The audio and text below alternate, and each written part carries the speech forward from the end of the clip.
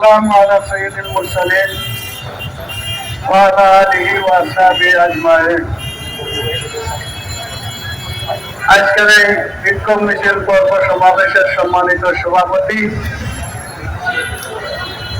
বাংলাদেশ জামাতে ইসলামের কেন্দ্রীয় পরিষদের অন্যতম সদস্য, সিলেট মহানগরী জামাতের সম্মানিত আমির ভাই ফজলুল ইসলাম সহ 11 দলীয় নেতৃবৃন্দ, সাংবাদিক বন্ধুগণ, আমার সম্মানিত সিলেটবাসী, আসসালামু আলাইকুম ওয়া রাহমাতুল্লাহ।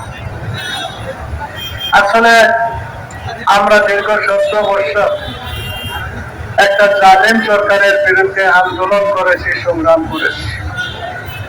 এই 17 বছরের সবাই নির্যাতিত হয়েছে। এর শিকার বর্তমান প্রধানমন্ত্রী নিজেই। তিনি দেশে থাকতে পারেন নাই, তিনি বিলাতে ছিলেন। সালাউদ্দিন সাহেব বলছেন যে তিনিও শিলংয়ে ছিলেন। এছাড়া দেশ নেত্রী, কয়েকবারের প্রধানমন্ত্রী খালেদা জিয়া বন্দী ছিলেন। শেষ পর্যন্ত সঠিক দিক নির্দেশনাগুলো ঠিক করার জন্য এবং সেই জন্যই গণভোট হয়েছে। আজকে দুটি ভোট হলো, একটা শিবির হলো, একটাকে মেনে নিলেন 50%, আর 70% গণভোটের রায় এটাকে মানলেন না। এই যে বড় বার্তাবাদী আর এই জমিনে হতে পারে না। সুতরাং যদি এটাকে আপনারা বাস্তবায়িত না করেন, তাহলে এই দেশের জনগণ মনে করবেন যে আপনারা আগেও ধোঁকা দিয়েছেন, এখনো ধোঁকা দিবেন, এই দেশকে ধ্বংস করবেন, এটাই এই জনগণ মনে করবেন। তাই আমার বন্ধুগণ, পরিষ্কার করে বলতে চাই যে গণভোটের রায়কে আপনারা মেনে নিন এবং 5 বছর এই দেশকে চালান। আপনারা চালাতে পারবেন কিভাবে, এটা আমরা বুঝতেছি না। ক্ষমতা পাওয়ার পরেই একটা দেশের শান্তি আসতে হলে সৎ এবং যোগ্য লোক লাগে। সংগ্রামের সভাপতি, সহযোদ্ধা, এই বিপ্লব সংগঠিত হওয়ার ফলে একটি ফ্যাসিস্ট সরকারের হাত থেকে দেশবাসীর মুক্তি হয়েছে এবং জাতীয় সংসদ নির্বাচনের মাধ্যমে একটি গণতান্ত্রিক সরকার প্রতিষ্ঠিত হয়েছে।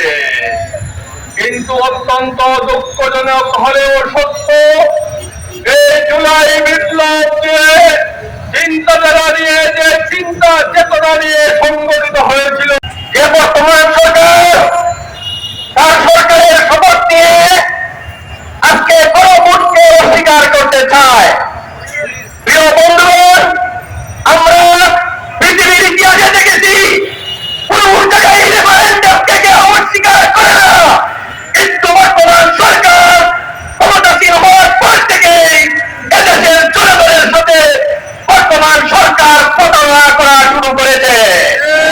প্রিয় বন্ধুগণ, আমরা 11 দলীয় পক্ষের পক্ষ থেকে আজকে দেশব্যাপী এবং সারা দেশব্যাপী আমাদের কর্মসূচি অব্যাহত রয়েছে। আমাদের পরিষ্কার বক্তব্য হচ্ছে যে দেশের 70% জনগণ গণভোটের পক্ষে রায় দিয়েছে। অন্যান্য নেতৃবৃন্দকে আসসালামু আলাইকুম, এবং উপস্থিত সম্মানিত উপস্থিতি এবং সাংবাদিক ভাইদেরকেও আসসালামু আলাইকুম। আমরা গণভোটের জন্য আন্দোলন করেছি। গণভোটের জন্য সরকার প্রথমে মানে নাই, না মানার পরে তালবাহানা করে মধ্যখানে এসে মানছে।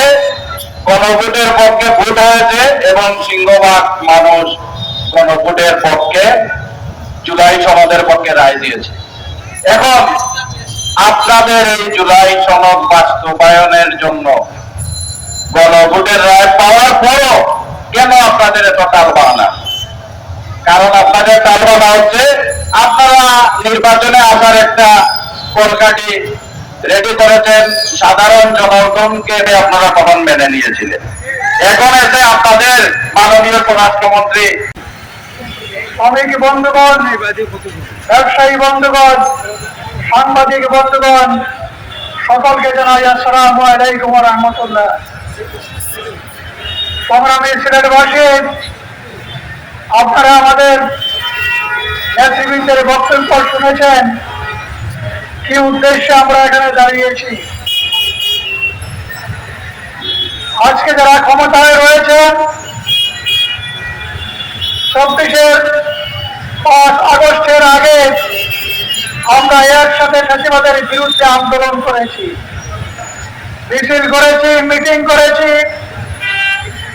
এমনকি কারাগারেও একসাথে একই বিছানায় পাশাপাশি দিন এবং রাত কাটিয়েছি। স্বাভাবিক কারণে